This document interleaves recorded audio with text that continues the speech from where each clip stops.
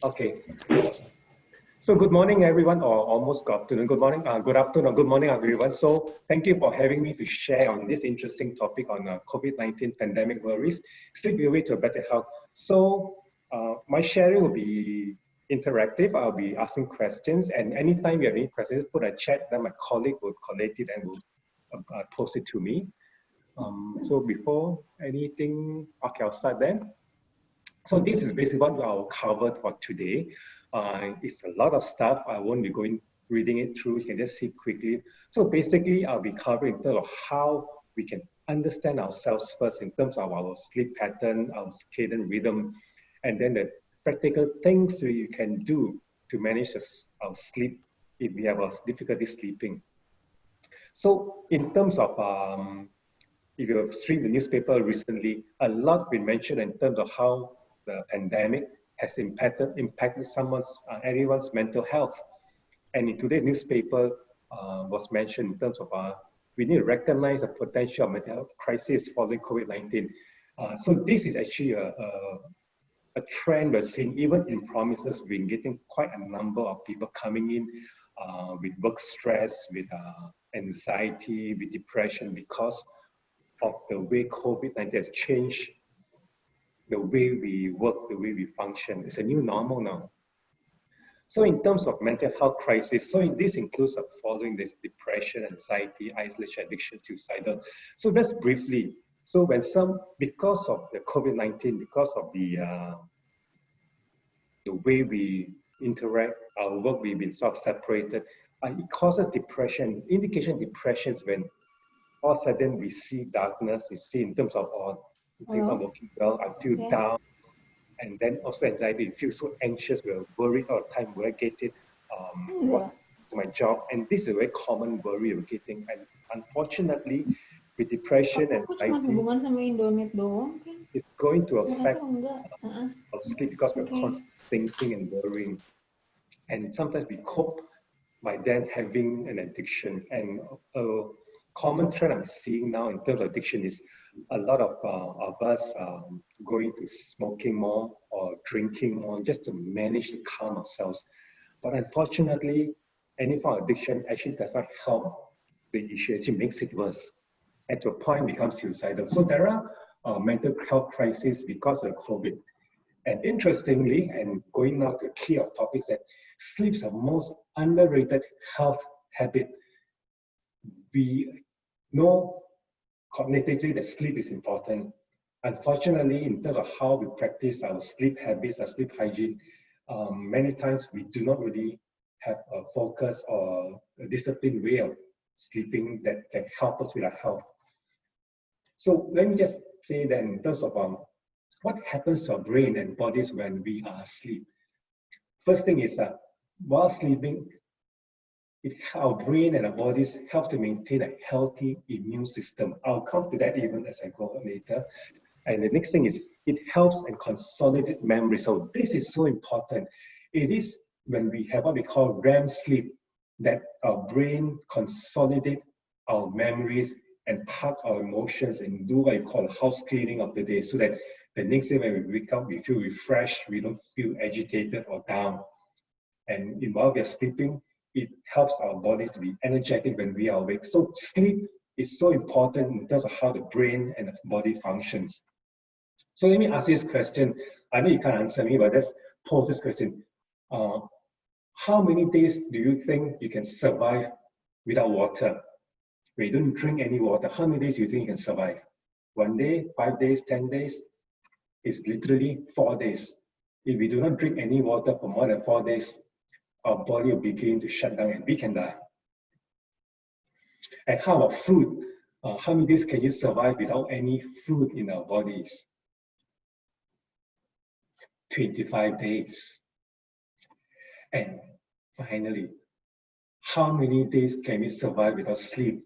I think we have watched the spy movies on television, James Bond or whatever, and one of the things you see how to torture someone is to always interrupt a person's sleep.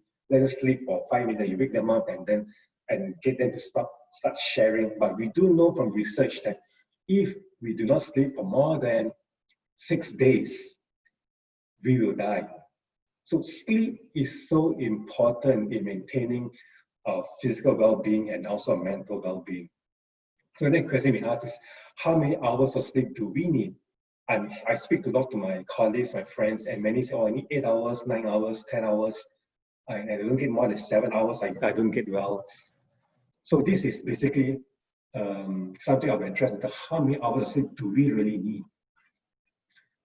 So then let me just go through this interesting research. This was in a 2017 research where this person won the Nobel Prize, and basically research on the circadian rhythm, our biological clock. And if you look at the graph here or the picture you see here, everybody, every human being has a circadian rhythm. And we look at it at 2 a.m., within 2 a.m. to about 4, that's when our body goes to a deeper sleep. And it goes on, you notice the body then becomes alert, we get more reaction time at 3, and then at about 9 p.m., you see when the body really secretes melatonin. Melatonin regulates our sleep. It doesn't make us sleepy. It regulates our sleep so that we can move to the sleep pattern. So if we understand the circadian rhythm, we can then know how to help our bodies, our brain, to fall asleep naturally and easily. Unfortunately, because of COVID-19 and our poor sleep hygiene, some of my colleagues, my kids, for example, they sleep at 3, 4 in the morning. And no matter how much I try to get them to sleep, they refuse. And teenagers, right? And we know when they wake up, then we see them cranky or tired. But if you get them to sleep at the right timing, that's when our body can reset itself. So it is interesting that even the Nobel Prize recognized the importance of circadian rhythm. And so we have in our bodies, everything is controlled by the circadian rhythm of hormones. So let's look at this graph. Cortisol, adrenaline, melatonin, the top. Look at the top. It's interesting that when we are, if you look at it, cortisol, adrenaline goes up and then it goes down. And melatonin regulates sleep. And notice how at what time it goes up and goes down. And interestingly, you look at adrenaline and melatonin, they are the reverse opposite. So which means in our body, even just hormonal level, our body goes through this rhythm.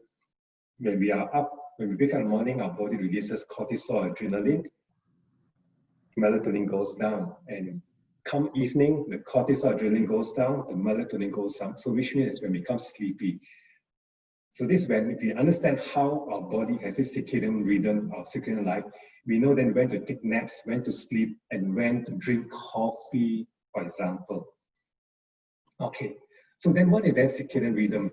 So circadian rhythm basically is our body's internal clock, and it's important because it helps us to understand how it affects our sleep. So in a circadian rhythm, we all have this. It operates in a roughly 24-hour cycle. It governs our sleep-wake cycle and plays a large part in everything from hormone release to body temperature. And again, we know that circadian rhythm are not exclusively humans and are found nearly every living creature, from nearly every animal and plant to various microorganisms. So this is important. So this is again, no one's immune. So I don't have circadian rhythm. We all have this. It's the understanding that our body has this natural biological clock, and it's important when we listen to it, we can be able to sleep better. So what happens then is when our circadian rhythm is disrupted, our sleeping, our waking, our digestive system are immediately affected and we feel awful. So for example, if we stay up late, let's say for a few nights, it's okay, our body can adjust to it. Unfortunately, if we disrupt our sleeping pattern and stay up, let's say up to 3, 4 in the morning for days and weeks to end, what happens is it does affect our whole physical condition. We'll fall sick quite easier, our immunity goes down, and we notice that some of us become very moody, or some of us feel very, very lethargic. So the longer effects of affecting our sleep when we disrupt this circadian rhythm is that there's a increased risk of cardiovascular problems, obesity, and research has found that when we don't sleep enough, we become obese. There's this correlation, and interestingly, one question and ask me why later on. But basically, is when we are sleeping, we actually burning up more calories. So when we don't sleep, that's when our body we can't have that rhythm that we have. And also the possibility of neurological problems, the depression, bipolar disorder. That's why it's so important that sleep is the most underrated health treatment that we can have. So to say that, then we need to understand in terms of our circadian pattern, what is our chronotype? Chronotype is what is our sleep behaviors. So let me ask you this question then.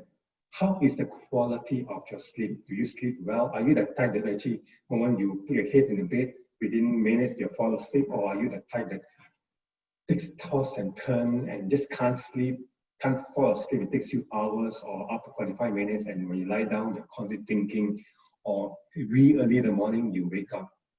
So we all have a certain sleep pattern. But important is to understand what is a sleep pattern so that we know then how to achieve optimal sleep. So we've heard of the early bird and the night owl. So these are common terms we have that have been going around in terms of chronotype. So you're early bird, I'm a night owl. So basically what it means is that early bird wakes up in the morning, very chirpy in the morning, comes the evening, the sort of lethargic, whereas the night owl is the opposite. Research and to sort of expanded on this,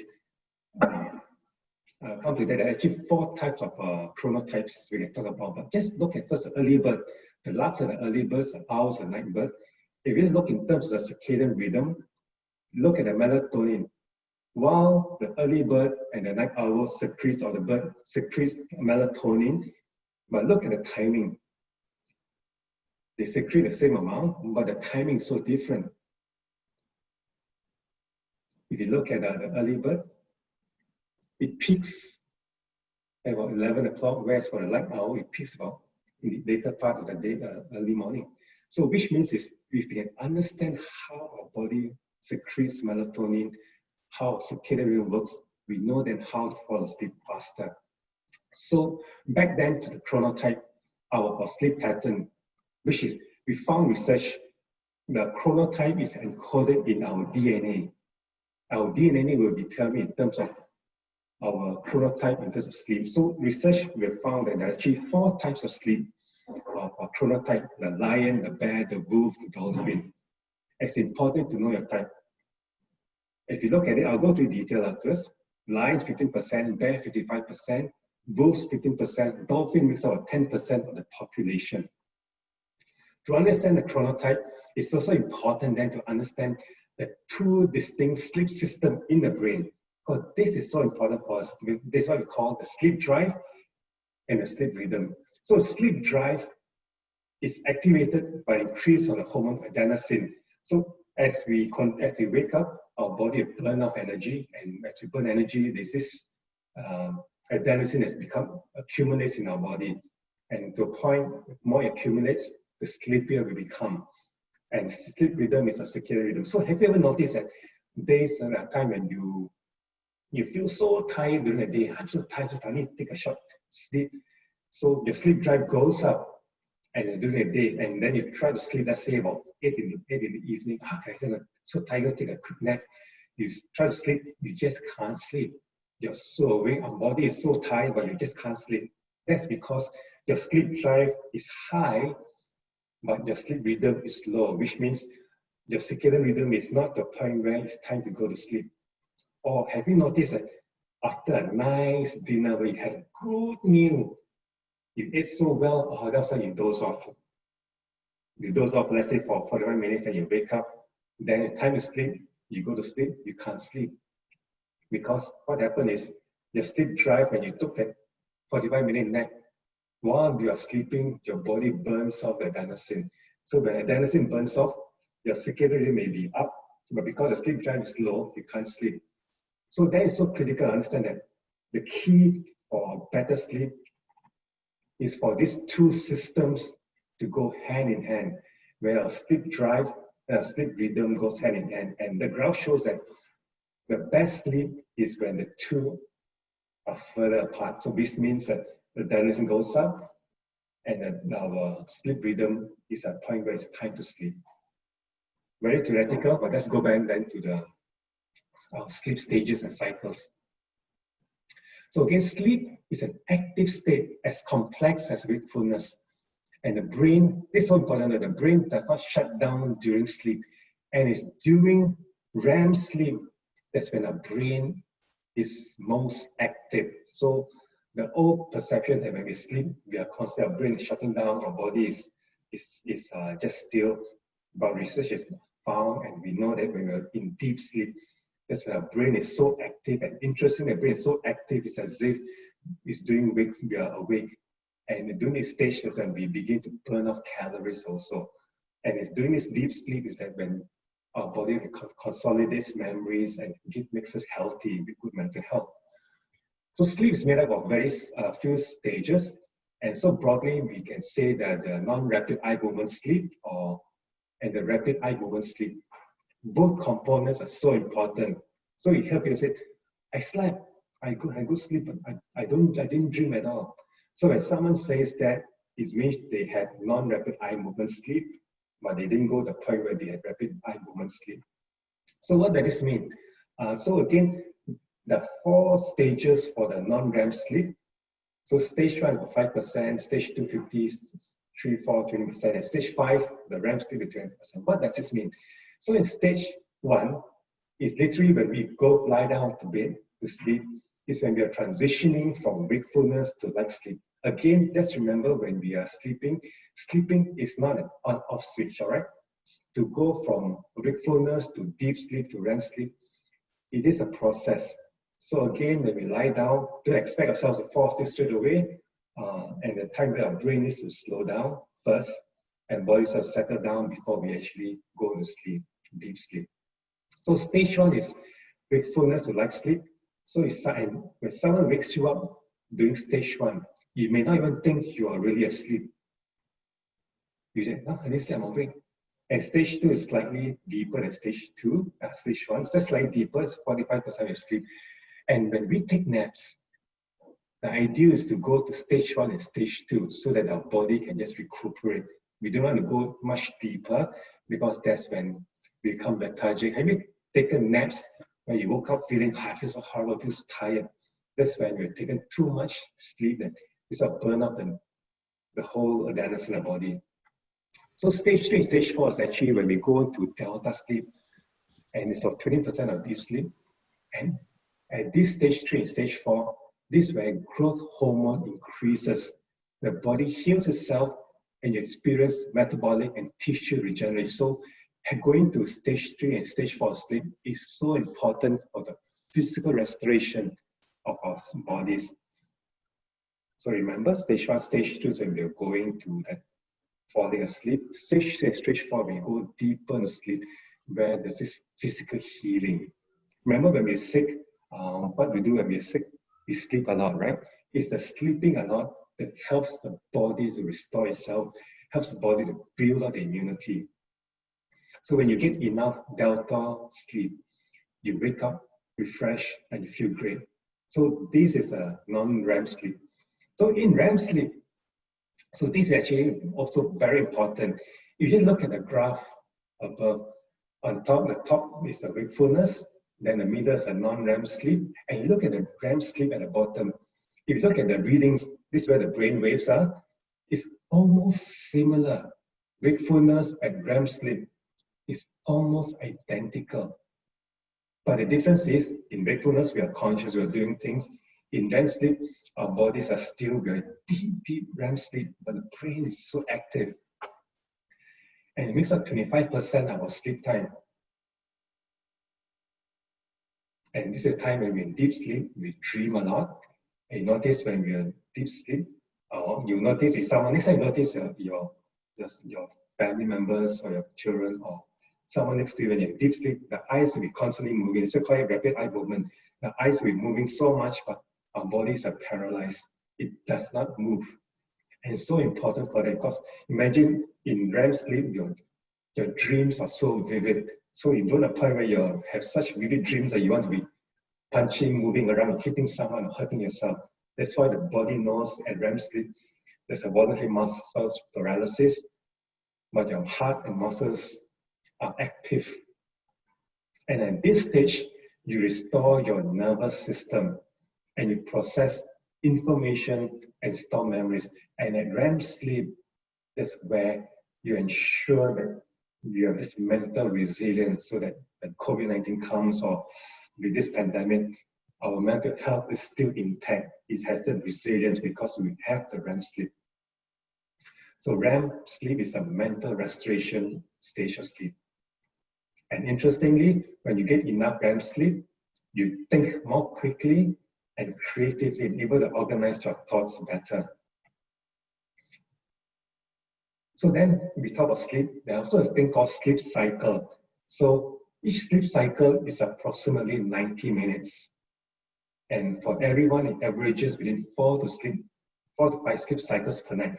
And so you look at the graph, from wakefulness to light sleep to deep sleep to REM. Okay, but look, we look at the graph, it's very interesting to notice that from light sleep, you go to deep sleep, then you go up to slightly light sleep before going to REM sleep. So it's how our bodies sleep. Falling asleep, we go on to deep sleep. Then before we go REM sleep, we are awakened a bit, then we go back to sleep. And that's when we have the vivid dreams. And after we have the REM sleep, our bodies awaken a bit again, goes to light sleep, then again the whole rhythm. So this is important. That's why we notice after REM sleep, we are awakened for a while, then we see around for a while, and then fall back to sleep. So that's how the sleep cycle happens. No one basically goes to sleep without waking up again. But the waking up can be just a few seconds. And for me, initially, I'll be up for about 1-2 minutes and I'll fall back to sleep. For some, it's just a few seconds, for some, a few minutes. So everyone's a bit different. But understanding is how the sleep cycle works.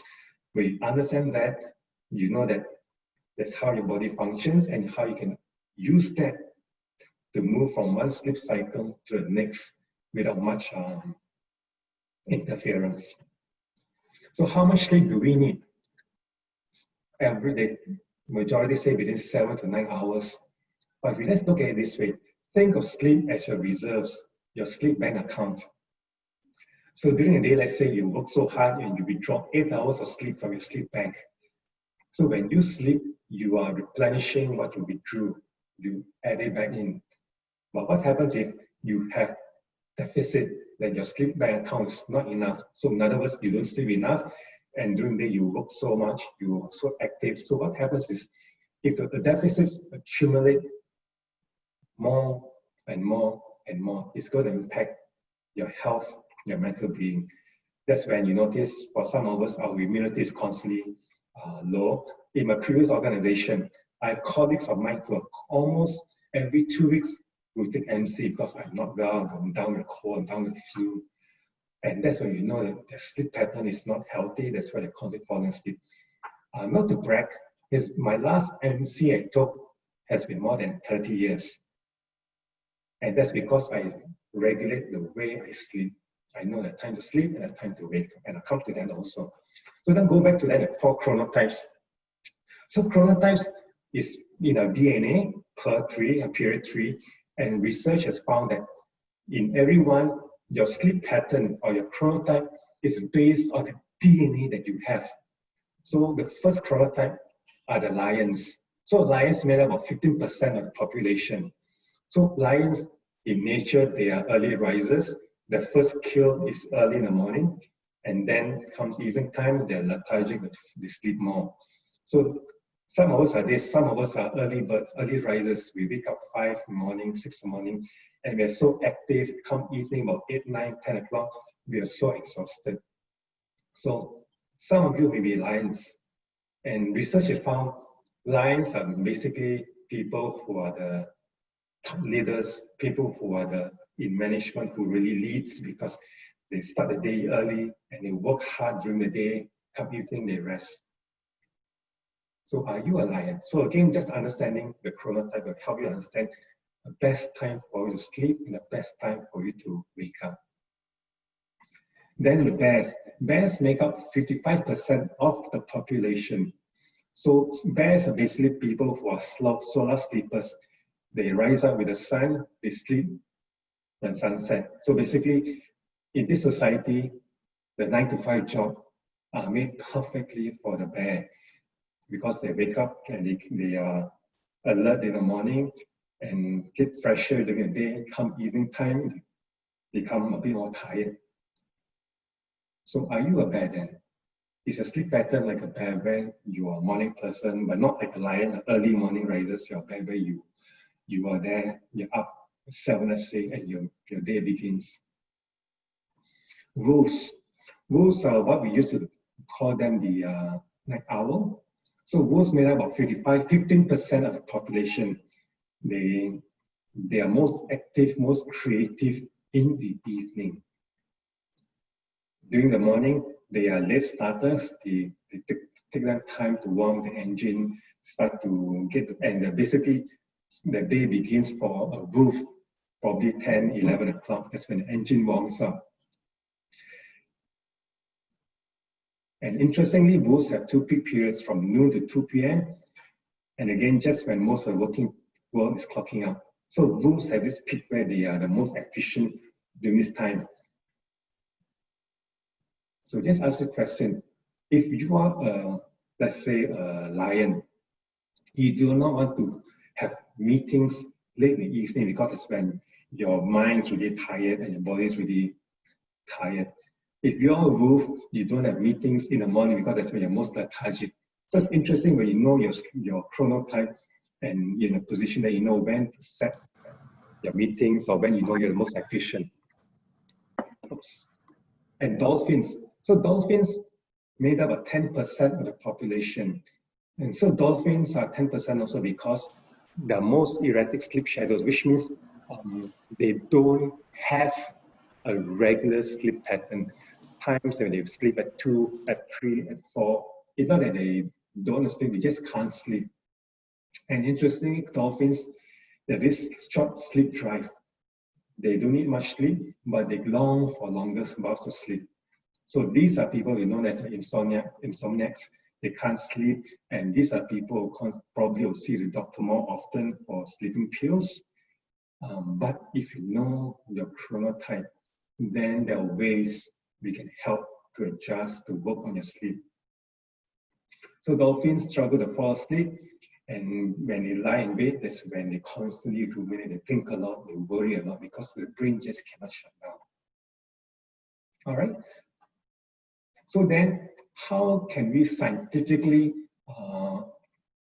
find the optimal sleep time and the sleep that you need? So just a mathematical formula here. So we know that for each sleep cycle is about 90 minutes, and the average is 5 cycles. So basically, you take 90 minutes and you times 5 sleep cycles, which comes about 450 minutes or 7.5 hours. And let's say, in average, you take about 20 minutes to fall asleep. So you add that inside also.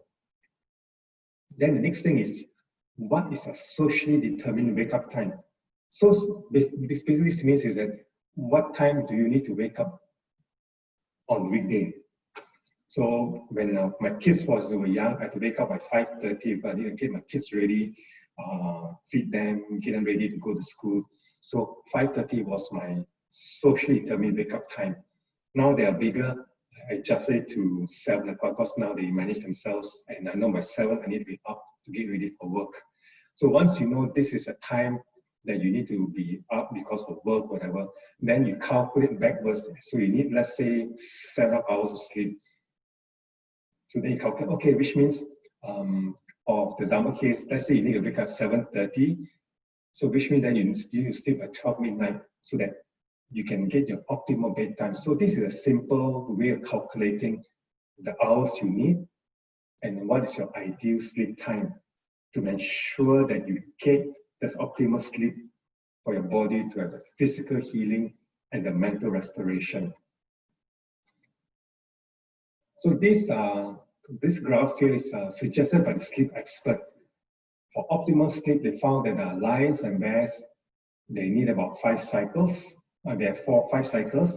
And for dolphins and wolves, they found in research that in average, they need about 4 cycles of sleep. And these are basically the bottom is the recommended wake up and time to go to bed. And interestingly, look at the lions, these are 10-10, for example, because lions are up early in the morning, so they need the sufficient sleep to regenerate the healing, and bears, dolphins, and wolves. If you look at the bedtime, they do not mention sleeping after midnight. Why is that so? One of the reasons, because remember the circadian rhythm, where your body goes through the peak. So you want to ensure your body, when you go to sleep, is in tandem with your circadian rhythm, so that you are working alongside your biological clock. So what will happen then if there's sleep deprivation or sleep debt, withdrawing more than what you put in? The amount of sleep you will need to increase if you deprive sleep over the previous day. So which means is, if you work, you burn the midnight oil for a few days, your body will crave for more sleep. But what happens if the body craves and you don't get it? You're going to then lower your immunity. That's where we have what is called chronic sleep debt, which increases obesity, interestingly again, heart disease, stroke, and diabetes. Physically, our body would react to it. And researchers have also found that under certain conditions, disturbed sleep can alter your gene expression, which means it can accelerate your cancer cell production. So having enough sleep is important. So sleep deprivation, how does it work? When we don't have enough sleep, our brain would release more cortisol and adrenaline in our system, which means it will increase our stress level, and there is increased risk of depression, weight gain, stroke, diabetes. So a comparison, just to draw the point in, there's a connection between the amygdala, where's the emotional center of the brain, with our thinking, between well-rested brain and a sleep-deprived brain. So if you look at this table here, for a well-rested brain, the prefrontal cortex keeps the amygdala in check. So which means our emotions are in better control. We have this balanced response. For a sleepy brain, the amygdala is 60% more reactive without good quality of sleep. And the mood swings and volatile. Have you been a point where when you have good night, good sleep, and let's say a customer is being so difficult with you, you're able to just calm, manage them, and respond. But if you are tired and when a difficult client comes, what we tend to do is we tend to snap at them. And interestingly, research has shown that if you give a well-rested brain and a sleepy brain a neutral event, the well-rested brain will say, oh yeah, this is normal, it's okay. But for a sleepy brain, you see even a neutral event, neutral situation as something negative. And this is quite interesting, that how good sleep impacts our perception and how sleepy brain impacts our perception.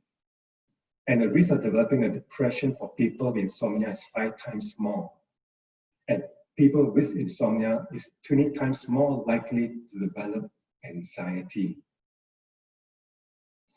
And adults who report poor or fair mental health averages 30 minutes fewer sleep. So in my treatment, or in our treatment here, one of the things we ask anybody who comes in for help is that we ask them, tell us your quality of sleep. So the way they depict and they describe the sleep pattern to us, we know in terms of how it's impacted them physically and mentally.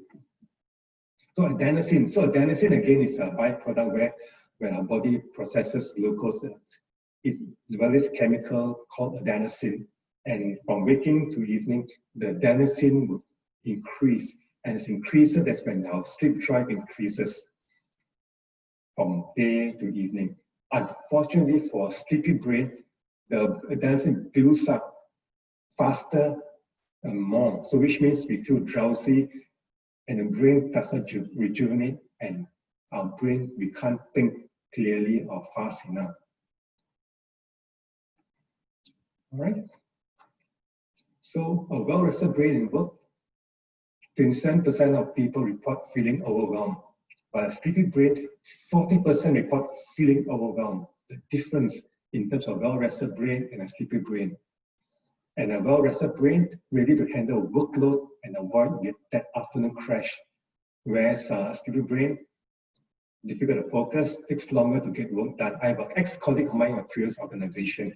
Every day, their computer, I'll get into my reports for me in terms of some data analysis. 9 to 5, we're just looking at computer, typing away. So I asked them, can I show me a report? I need to see what you've done so I can use this for a report. Oh, not that much, boss. I just done a bit. So I asked him, show me a report. I didn't know how I can help. Literally, he only written one line. And I said, what happens? Like 9 to 5, we're there typing, and how can you so little? And that's because I hear that every day he needs to sleep at 2, 3 in the morning because he's on the phone with his girlfriend. He's in Singapore, girlfriend's in Hong Kong. So because of that, he has not been getting sufficient sleep. And so we know that sleepy brain can't focus, he can't get the work done. And that's driving here. Basically, I'm referring to the reactive time. We found research that if you do not sleep enough, your reactive time drops by 30%, which means your reflex action, when you are well rested, you can react immediately well. Sleepy brain, we have slowed down the reactions. And talk about road rage, right? Sleepy brain, there's this aggressiveness and honking and getting you cut off just because you get. And in terms of relationships, with a well-rested brain, you're able to communicate, you're more patient, and you're able to just talk. For sleepy brain is we become very agitated, become reactive, we lose patience. Again, the importance of sleep versus not enough sleep. And you also know, most of you are parents or have young kids or were parents when now they're grown up, you know that whenever a child does not get sufficient sleep, they'll wake up feeling cranky. Even the babies, if my kids when they're young, when they're babies, infants, when they don't get enough sleep, they'll be crying. But once there's sufficient sleep, they wake up next day as if they're angels. So again, we know how important sleep is. So what are some common symptoms of sleep disorder? So some common symptoms include trouble falling asleep at night or every day. Once in a while, we have difficult falling asleep, which is normal, right? I will have it sometimes when I have a long day or busy day where my mind is so active. It takes me a bit longer time to fall asleep. But if you have difficult falling asleep every night, then it could be an indicator that you may want to see a doctor to understand your sleep, or constantly waking throughout the night. It's different from the sleep pattern we know. When we go to REM sleep, then we up, then go back to sleep. But some, when they wake up after the first cycle, they're up and they're so fresh and they just can't go back to sleep for the longest time. So if that happens once in a while, it's okay again. If it happens consistently and almost every day, then please see someone, because we now know that if you don't get sufficient sleep, your health is affected. Chronic snoring is one, because chronic snoring is a good indication of something more. Morning headaches. So if you wake up in the morning feeling a headache, see a doctor also, because once in a while it's okay, it's too constant, it could be a sign of some sleep disorder. And a key thing is this: do you know that when we are in sleep, deep sleep, we can lose up to 1 liter of water at night? Some yes, some no. So it's so important. That's why they say when before sleeping, drink water. Or some of them say, some experts say, drink coconut water because of the minerals inside, so that when you wake up in the morning, you won't be dehydrated and your brain can still function without the headache. So headache could be indication you lack of water also. Or poor memory. I can't remember so much. I can't remember too many things, because we remember that poor sleep will affect our memory, our response time. Or your daytime sleepiness, falling asleep during the day, or low energy. If this happens consistently, it is an indicator that probably because you didn't get enough deep sleep and REM sleep, that's why your body has not rejuvenated enough so that you're able to function well. bad moods, irritability. And again, we know that if you don't get enough sleep, become irritable, become moody. Increased depression. Research has found that if you have a predisposition for depression and you don't get enough sleep consistently, your depression will skyrocket. You just become more depressed. So important for sleep. Trouble concentrating and making decisions. So all these are indicators, common symptoms of sleep disorder. So some links that can help you now in terms of what we know how our chronotype is, our circadian rhythm, our sleep patterns. Then in terms of what are some behaviors that we can adjust.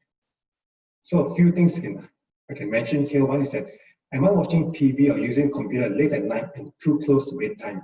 So the common assumption here is that watching TV or computer stimulates the brain. Yes, it does, but it's not just that.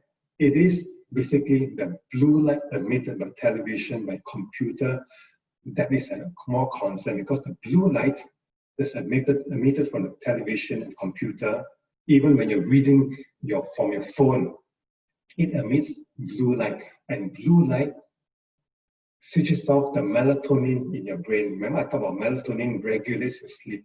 If you're using excessive television, watching excessive television at night, or at night doing your work or readings, your Facebook for too long at night, what happens is it will trigger your brain to switch off the melatonin tab. And when switched off, that's why when you go to bed, you can't sleep, your mind's so active, and it's ruminating. So some will say, my phone has this backlight, but research has found that the backlight on your phone or your computer does not work. There's no evidence that shows that it really cuts down the blue light. So if you're watching TV or computer, my suggestion is 1 hour before bedtime, cut off all access to television and computer. If you need to check your phone once in a while, it's okay, but just remember that not too long. Because too long, again, my repeating here is it switches out the melatonin in your brain.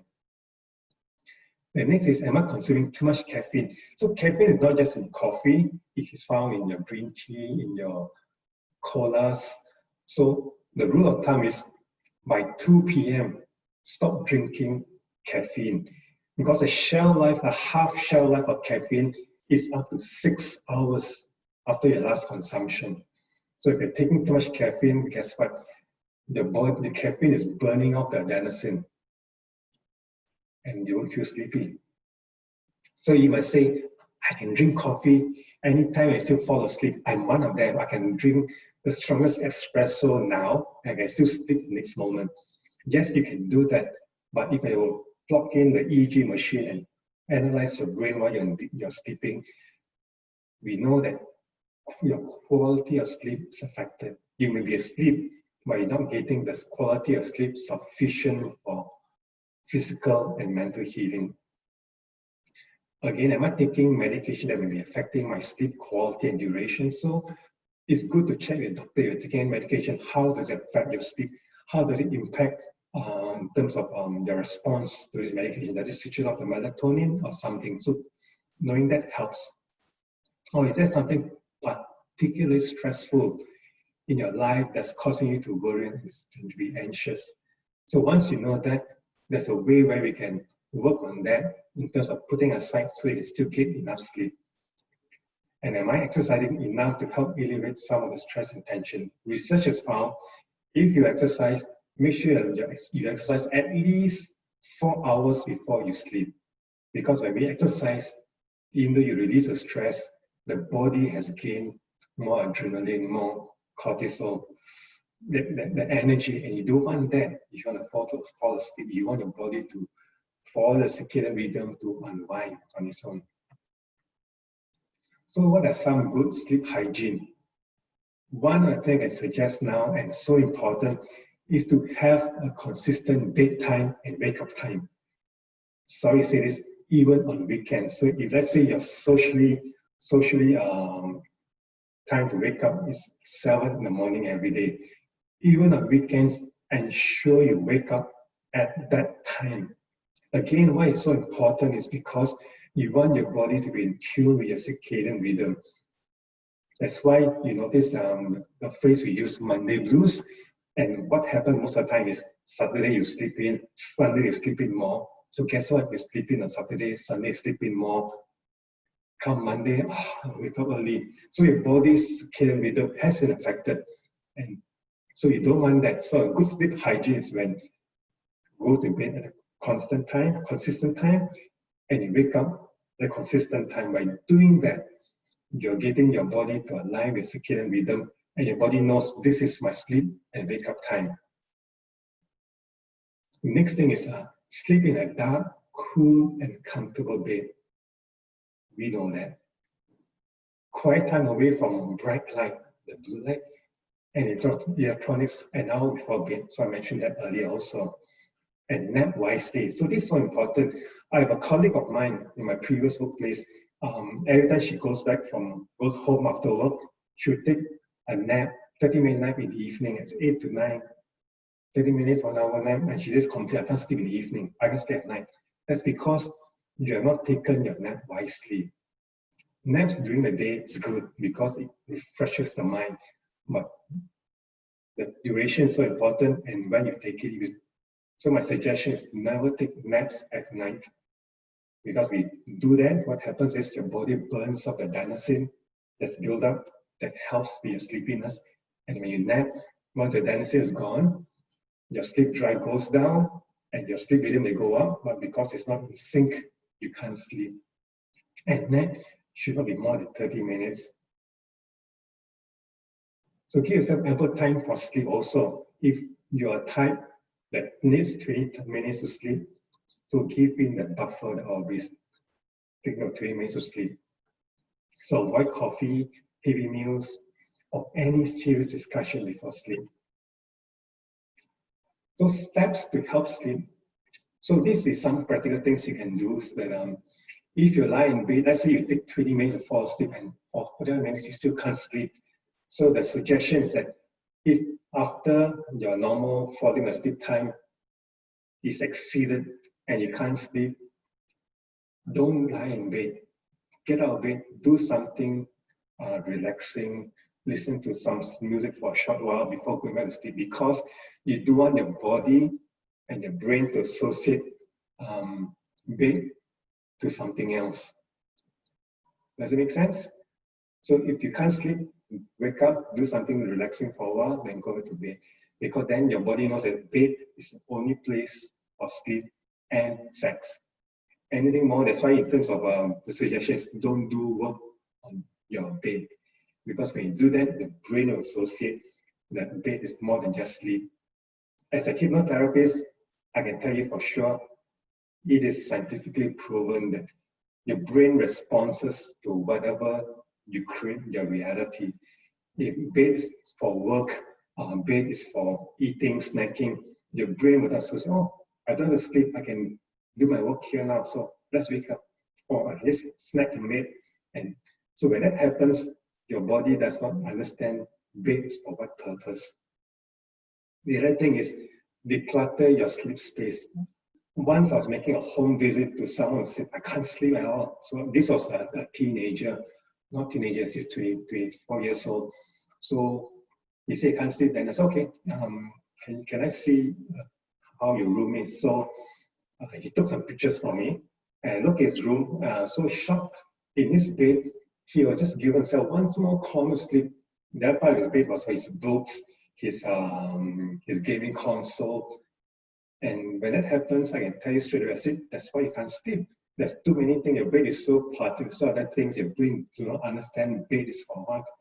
And by just doing that adjustment, the lighting, the decluttering, he found he would sleep much, much better. Okay, so then some practical things you can do now to help you with your sleep. So before going to sleep, remember I mentioned that sleep is a process, it's not on off switch. So before, when you're in bed, do some deep breathing exercises, which means breathing deeply, 1, 2, 3, 4, 5, exhaling 1, 2, 3, 4, 5, 6, 7. So by doing that deep breathing, and you just focus on your breathing, what happens is when you do the deep breathing, when you breathe in, you are activating your nervous system. And when you exhale, you're activating your parasympathetic nervous system. And that is the part that helps your body to go down, calm down, relax, and you're regulating your melatonin for sleep. So by doing that, focus on your breathing itself helps the body to calm down and drop into a nice state of sleep. The other way for some, because the mind is so active, the breathing may not even help them too much. So this is why you can add on from the deep breathing. You can do even what you call the progressive muscle relaxation, where you focus on different parts of your body from toes going up, you tense it and then relax it. Tense the next part of your body and relax it. What happens is then the teaching and telling the mind, I'm relaxing every part of the body to a point you can relax. And when you do that, the body gets a message, okay, I'm in bed now, while I'm relaxing this, it's time to sleep.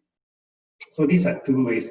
The third way, you heard of when you're grown up, you say, oh, you can't sleep. No, you just count sheep in your sleep.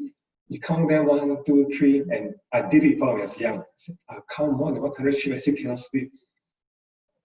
So that advice is partially correct. The better way is to try visualization. So lying in bed, after your deep breathing, you can't sleep. After the progressive muscle relaxation, you find you're still unable to fall asleep easily. That's where you can do the visualization, where with your eyes closed, you visualize or you imagine or you think of yourself, seeing yourself in the most comfortable deep sleep in your own bed. So as if you're imagining yourself, watching yourself in deep sleep. So when you see yourself in deep sleep, begin to then associate of how you're feeling, how you're thinking about it, how it feels in deep sleep. So when you do that, the brain connects, oh, this is what I want. And when you do that, the brain begins to associate, this is what I want. Just to tell you very quickly, I saw this guy in my previous setting where he came and said, for 2 years I couldn't sleep. I'm having bad insomnia. I cannot sleep. I can't close my eyes. I cannot sleep and I'm struggling a lot. So I did this with him and he was so shocked. Within 10 minutes, and he was in the deepest sleep. He would literally, I said, okay, just imagine your sleep is here now. You see yourself here sleeping. So after we got him to visualize the image of him here sleeping, I said, okay, look at your image here. And as I brought it closer to his eyes, he just began to, and he was snoring for 30 minutes. And when he woke up, what happened? So yeah, you just condition your mind to go to deep sleep. So these are 3 quick hacks that you can use to help you to fall asleep better.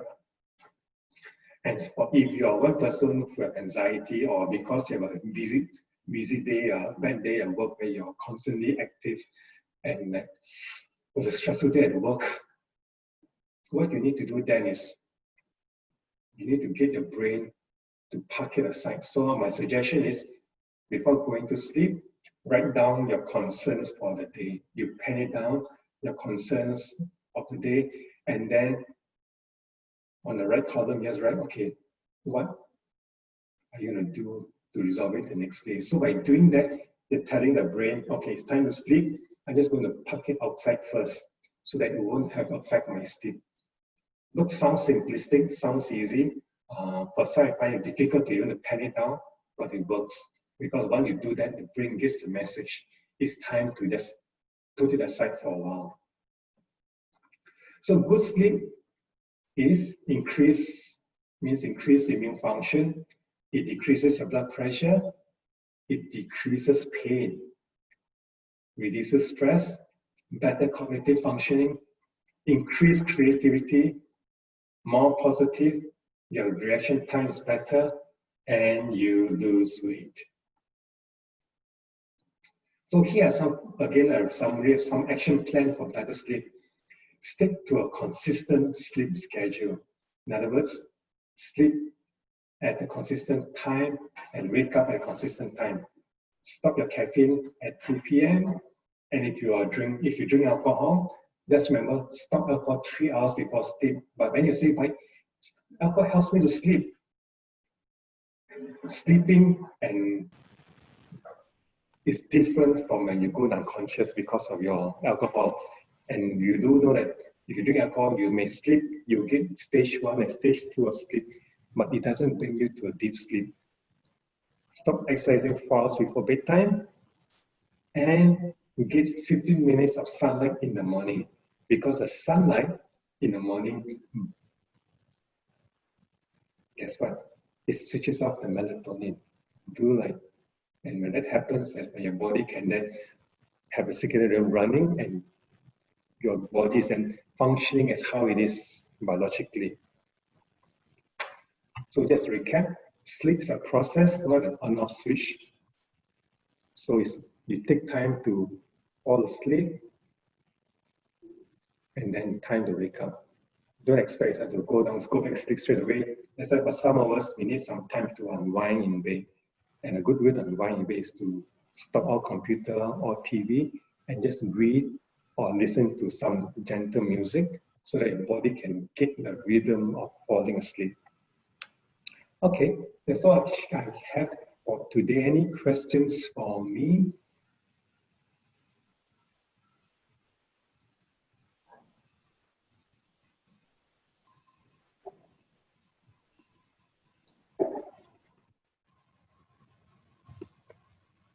Thanks, Joaquim. There's a few questions posted.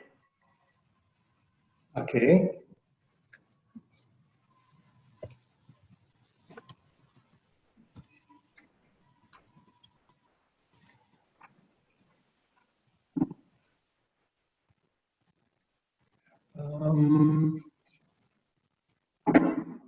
I can't see the questions.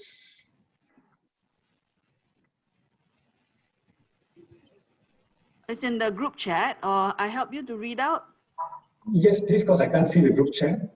Oh dear, okay. All right. I think the first question was from me. Why do seniors or elderly tend to sleep more? Actually, seniors, elderly, that seems to be a myth. Basically, some need more, less sleep, some need more sleep. It's basically in terms of what body needs. And again, my question is, when they are asleep, how's the quality of sleep?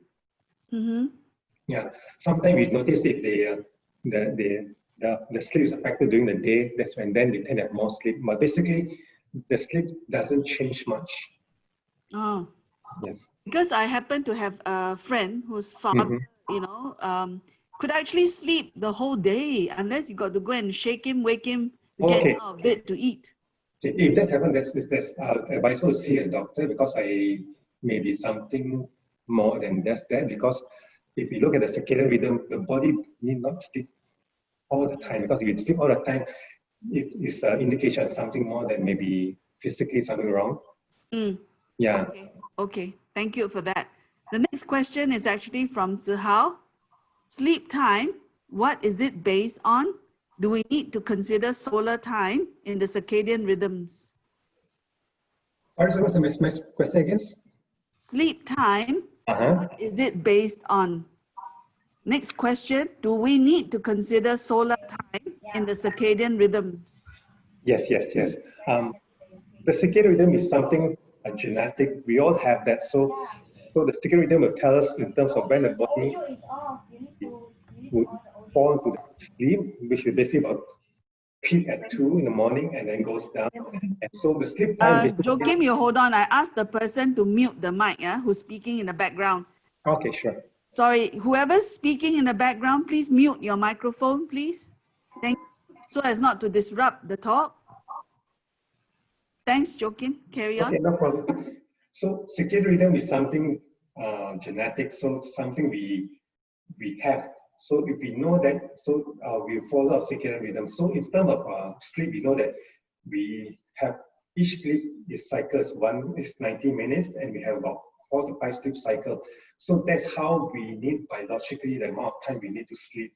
So once we know that, that's when then we manage our sleep based on that. So for those who are, let's say, traveling, a lot of cause of jet lag or a different time zone, that's when then our circadian rhythm is affected. So it's important then in terms of we work with someone who, like psychology, then we know how to adjust so your body's circadian rhythm is not disrupted. So it's important to have that sleep rhythm and sleep time.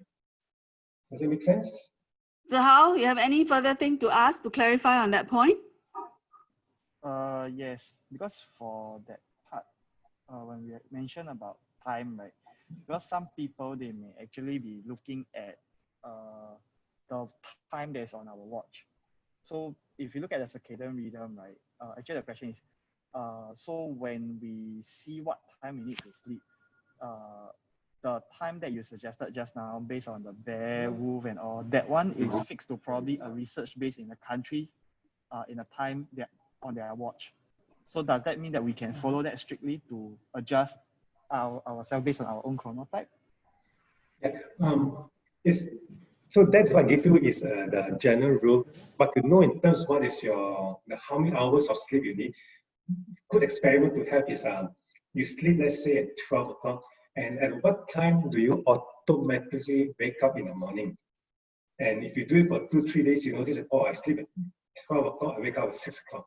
And then I sleep at 11 o'clock, I wake up 5 o'clock. So then you know in terms of this is your own biological need in terms of how many hours of sleep you need. So once you know that, then you can adjust in terms of your sleep time and your wake up time. Because let's say you have to wake up 7 in the morning because of parenting duties or work, then you adjust that. So by doing that, you know in terms of the number of hours you will need to have optimal sleep. So the chronotypes is something research done internationally in terms of how our genetics affects our sleep and how much sleep we do need in general. Of course, then there's some plus minus depending on our sleep patterns or sleep habits. Maybe if I clarify with Zihao, Zihao, are you talking about when you travel to another time zone and that's the difficulty in sleeping? No. What I'm saying is, No. let's say, I don't know in which country this research is based on. So, for instance, if I do this country in the other side of the planet, okay, their sunlight time at that time maybe 9 a.m. right on the clock is actually maybe 12 p.m. Okay, so if they mention that it's actually 9 a.m. okay, that you need your chrono time based on this time, maybe there's a increase in your adrenaline or whatsoever. Okay, in actual fact, that sunlight time is actually a 12 p.m. time. So if we follow a 9 a.m. in Singapore, let's say the sunlight may not be fully out, it may not be as strong. So our body reaction may not be according to whatever that research that is actually presented there, you know. I see. So you're querying the research paper. It's because it's based in that country of origin. Now we get it. Okay, Joaquim, you want to add? That is the... Okay, so basically, the research is based on the genetics. So that's why when we live in a different time zone where the sunlight is different. That's why important then is that we still need to have a consistent wake up and sleep time. So that then make sure that our circadian rhythm is not affected. And one of the things that because especially during winter, for example, where the sun doesn't rise, right? But we still need to know that we need to wake up this time and then find ways to make sure our rhythm does not change. So the research is not based just on this country. Actually, it's done in terms of your genetics. And genetics is whether we are European or Asian or whether African, the genetic is consistent. So this is then in terms of how we understand our biological genetic coding. And then even though the sunlight comes out later, but we do know that because we're going to sleep at this hour, this is the time we should wake up, so that we do not mess up our circadian rhythm. Because once we mess it up, our sleep drive and our sleep rhythm will not be in sync. And when that happens, that's when we have difficulty sleeping, and that will lead to then some physical illness or some mental struggles that we have. Okay. Yeah. All right, next question. Working in a highly stressful work environment that requires heavy multitasking, would overcome and heal the body for the next day's work? How much stress can a body actually take? Wow. Well, interestingly, research has found that to a certain level, stress is good because stress helps us to be optimal, be effective. But then for everyone, there is a tipping point where if stress goes beyond the tipping point is when then we collapse. So for everyone, it's very different. For some people, the stress level is higher. So, and for me, for one person, I function the best under stress. You give me So this is stress, called good I stress. function. Yes, but So then this is with too called much good stress, I'll collapse because too much of my body overloaded. Yes. So good to know then what is your stress level. So it depends. Individual is very different. Okay, so this is actually tailored to that person, the individual themselves, lah. Correct. Okay.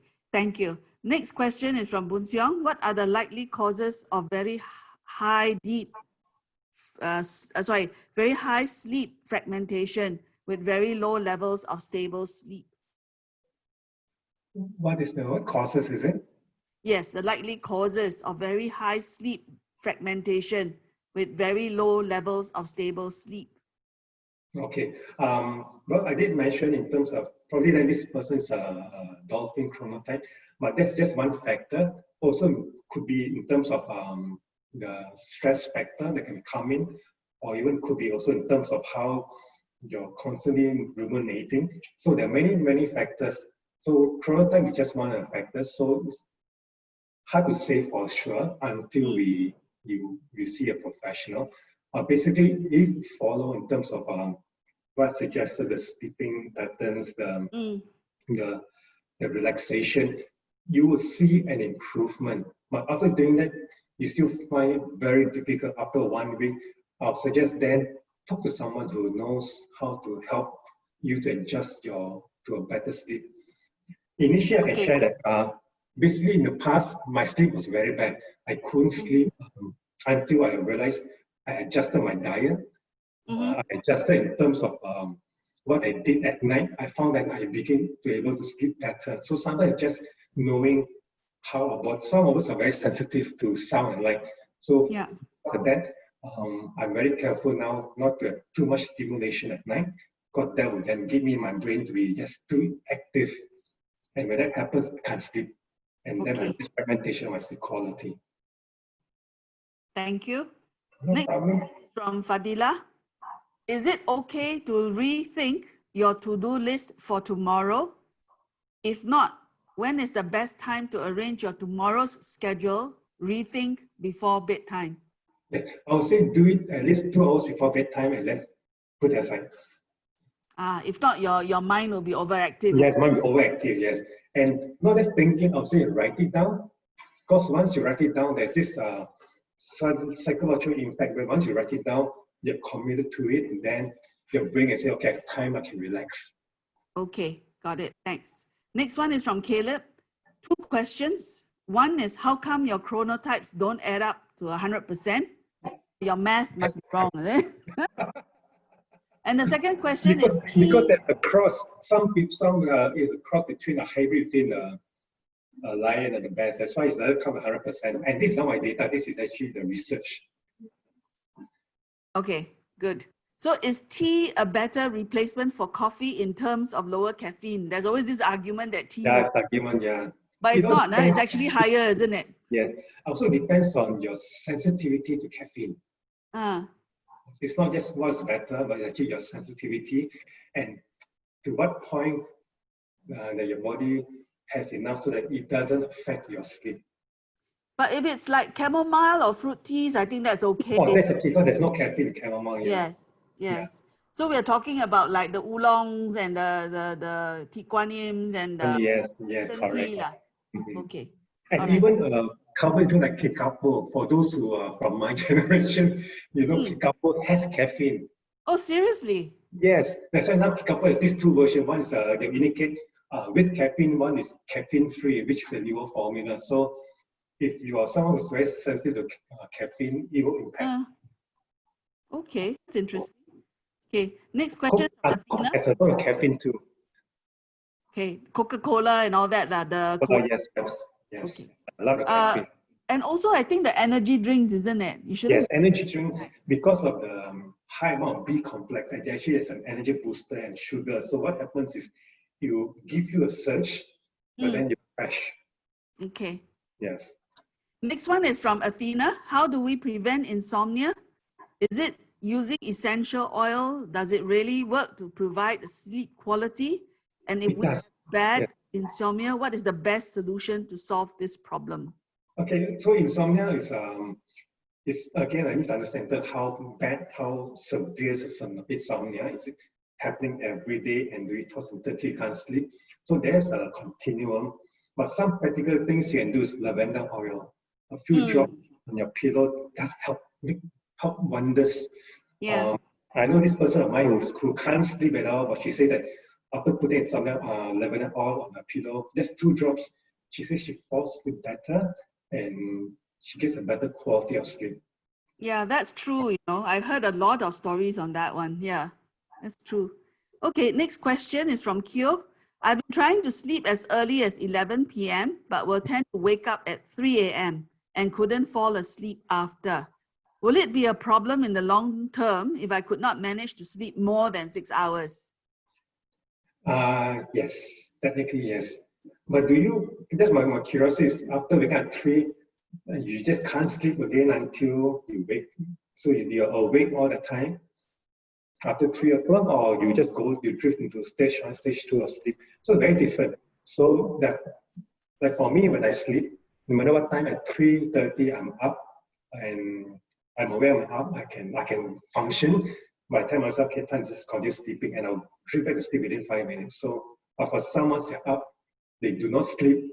They're just tossing and turning till time to wake up. So it's very different. So need to know in terms of what is actually the pattern of after waking up. Do you fall back to sleep or do you just stay awake? If you're up, you just can't fall back to sleep, it will affect your health. Then I'll say see a professional, a doctor can help you. But if you fall back to sleep, then I'll say it's good just getting yourself back to the rhythm. And one way is then if you're up, just do the deep breathing so your brain will not get time to go back to sleep again. I have a question here. Let's say if I know of a person who actually went to a hypnotherapist to visualize a particular scene, and each time when the person can't sleep, the person can actually visualize that scene and then fall asleep.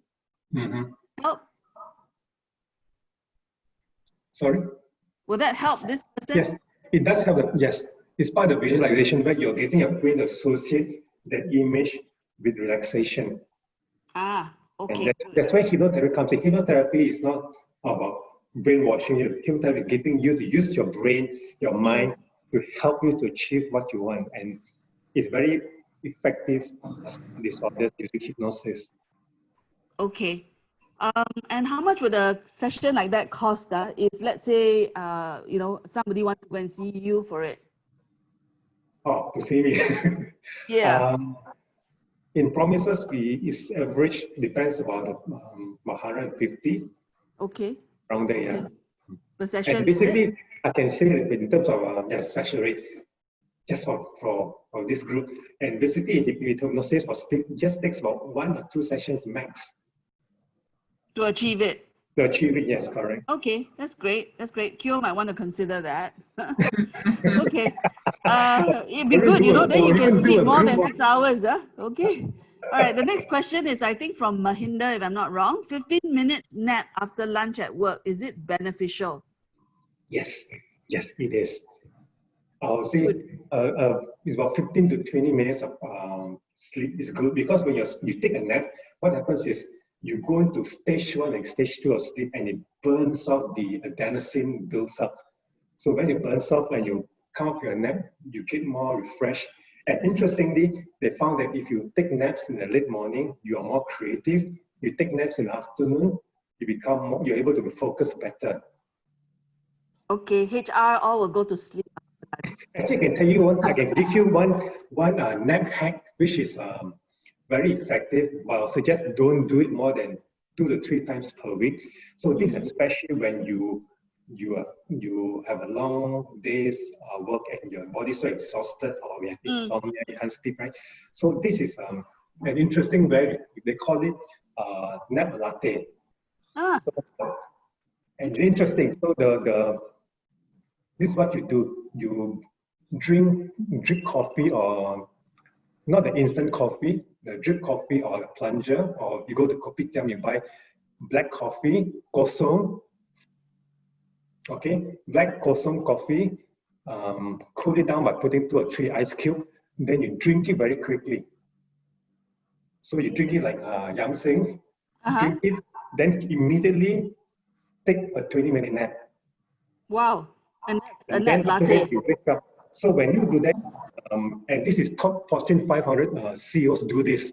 Oh, wow. And Okay. after doing that, they come very alert, very focused. So what happens is, when you take a coffee and you take a nap, what happens is the caffeine would burn out the adenosine. And research has found that the adenosine molecule and the caffeine molecule differs by only 1. Oh. So what happens is, when you take a nap, the caffeine molecule would latch onto the brain receptors and blocks off the adenosine. And when you wake up, the caffeine will then shoot up to help you to function. Thank you for that tip. I think now all of us will go to the coffee and thank you. Okay, black next. coffee kosong. Okay, very good. Next one is from Caleb again. Is it abnormal to have a lot of dreams frequently, whereby sometimes you can get up feeling tired or headache due to those dreams? Oh, if you too frequent dream, that means okay, dreams is important. Dreams is a way to do an emotional cleanup of the day. But excessive REM sleep, you get very tired. Don't forget, I did share that REM sleep is as if your brain is active during waking. So when you dream too much, you'll be very, very exhausted. So which means you have excessive REM sleep, which means there's some things during your waking situation you haven't dealt with or need to explore with, so your sleep is better. So if it's consistently happening, I'll say then talk to someone, because then there's some issues that need to be addressed on your waking life. Does it make sense? Good advice for Caleb. But Caleb, don't do Pokemon catch lah. You must be a Pokemon lah, I think. Joking, Caleb, but joke, if not, you very stressed. No, I don't play Pokemon. I'm joking with you. Yeah. Yeah, Thanks. Okay, all right. Just so that everyone knows, the slides will be shared. Don't worry. Also the recording as well. Okay, this is from Eileen. How do I know I have repaid the sleep debt? Unfortunately, the key is don't have any sleep debt. Okay, that's my advice, because once you have a sleep debt, it's hard to catch up. Your body can never catch up to the sleep debt. So try the best ability not to have too much debt. That's one way, but if you accumulate, then I'll say it's just the best way is have naps. I think it's because, you know why, young mothers or people who are parenting, they hardly can sleep a lot at night, especially if they are breastfeeding or having young babes. So I think, you know, so to repay is probably to have cat naps, right? Naps, that's correct, yes. That's the best way. Elena, propose to Thomas that we have sleeping pods in the office. What do you think? You tell Thomas lah. You get quotation lah, then we can then we go back to Fadila. He will tell you that lunch hour is your own time one. He won't interfere one. Okay, we'll go and get quotations for sleeping pods, okay? Quotation just approval lah. With nice music in the background. Oh dear, what did we start? Okay. All right, I don't have any more questions. Okay, good. I want to end the session by thanking Joaquim and everybody for making it very lively and asking questions. Thank you, Joaquim, again. And I suppose they can reach out to you if they want to consult you or to do all that. Yes. Okay. Anyone else? Okay, that's it. Thank you, everyone, for joining in this session. Copy of this webinar. Email Fred and also okay, Sorry? We'll send to all. Okay, no, it's okay now. We'll send the recording to you, Juliana, then you can spread it out. Yes, we will share with everybody, not to worry. If there's anyone who wants to contact Joaquim, at least let me know and I can always give you the contact details. All right? Okay. Thank you so much. Most welcome. Thank you. Group picture or something like that? Oh, yeah. The famous picture, yes. Everybody must have their photos taken, then we can have. Everybody turn on your video cams to have your picture taken. I can't shy, so I won't. So are y'all turning on your video cams? Hello? Nobody here? Nobody wants? Okay lah, then we'll leave it lah. It's okay. Thank you. Thanks. Thank you. Bye-bye. Okay, bye-bye. Bye.